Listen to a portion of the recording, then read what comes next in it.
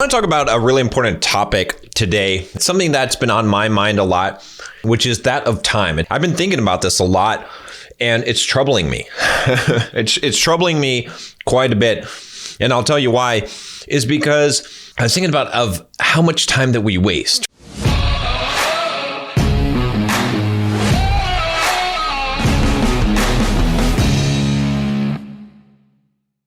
I reread Seneca's letter. I'm trying to get back into more Stoic philosophy again. It's on saving time. He says this. He says, "Continue to act thus, my dear Lucilius. Set yourself free for your own sake. Gather and save your time, which till lately has been forced from you or filched away or has merely slipped from your hands." Which, okay, I mean, just looking at those three things, right? This is what happened. The time has been forced from you. Okay. You have to work. You have to you have obligations to your time. It's been filched away, right? You wasted time doing kind of crap, or it just slipped from your hand. You didn't even realize it. This is such good wisdom in here.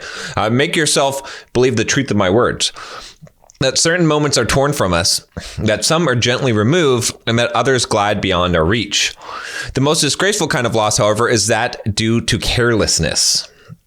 Furthermore, if you will pay close heed to the problem, you'll find the largest portion of our life passes while we're doing ill. That's the largest portion of our lives. Think about that. The largest portion of your life, the time passes when you're doing something bad, doing something wrong. You're not doing what you're supposed to be doing. You're actually doing bad. Okay.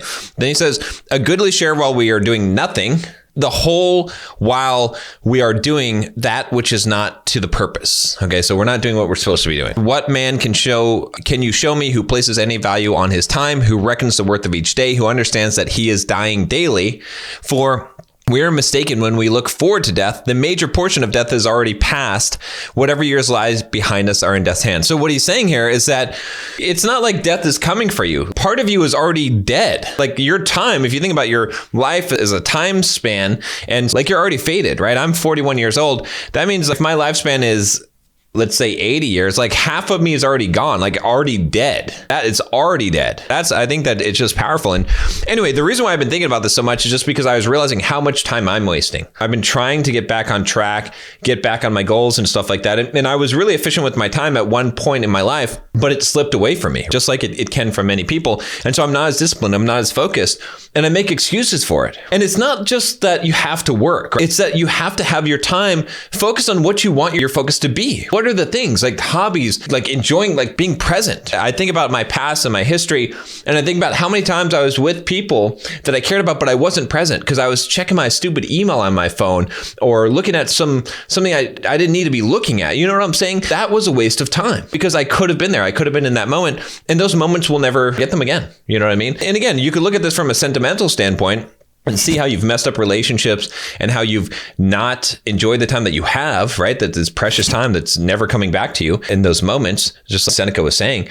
But you could also look at, again, from a functional standpoint, from your business, from your work, how much effort, how much time have you put and you've just wasted? How much time are you wasting watching porn or watching whatever it is, movies and television and sports and stuff like that, instead of using this time towards your purpose, towards your mission, towards improving yourself? It's a common problem, right? Again, like I said, I have to have systems in place to prevent me from having this issue. Otherwise, that's what's going to happen. And so I'm really focusing, really rationally trying to think about, how am I spending my time and how can I make my time more valuable? One of the things I talk about in the Bulldog Mindset membership, I just did this video on this, is how to invest in yourself. By the way, if you want to join it, click link down below, $7 to join for the first month. You'll love it. There's a ton of content in there. But specifically, I made this video talking about the true value of investing in yourself. And I was talking about this idea that I have this equation that you should check out where I talk about when we're measuring things, we're measuring returns, we're measuring what percentage increase that we get on our money and whatever. This is a wrong thing. What matters, the only currency that you have, the only asset you truly have is time. When you think about this, and everything that you want in life, you have to trade time for it. Think about it, right? If you want to build muscles at the gym, okay, what's going to happen? You're going to trade time for it, right? If you want to build a business, you're going to have to trade time for it. If you want to work a job and make money, if you want money, you have to trade time for it. Okay. Even if you invest, right, you got to just spend some time to make the money to invest that money and then to figure out how to invest that money and where you're going to invest it. So there's always time. And so what I calculated is how to figure out investing in yourself, how it pays back to you. right? Because it's an equation that tells you what is your time, how much is your time worth, right? Are you increasing the value of your time? Then you can trade that for those things. But that's what life is about. It's about getting the most out of this time. Like we all have essentially the same amount of time in a day. Now we don't have as much time on this earth. You've got probably 20, 30, 40, 50 years, like most of us have, something around that range, hopefully more than that. But you've got to figure out what you're going to do with that time. There's plenty of time to do everything. Like in the sense that like you can get the things you want in life, right? Again, that's another thing I try to teach you guys in the Bulldog Mindset membership. And it's so important. If you're struggling with this, I really encourage you to join a group of men that are also struggling with this, that are helping each other to become more productive. Again, click the link. But regardless, this is a problem. And this is a problem that I'm struggling with, that I'm facing.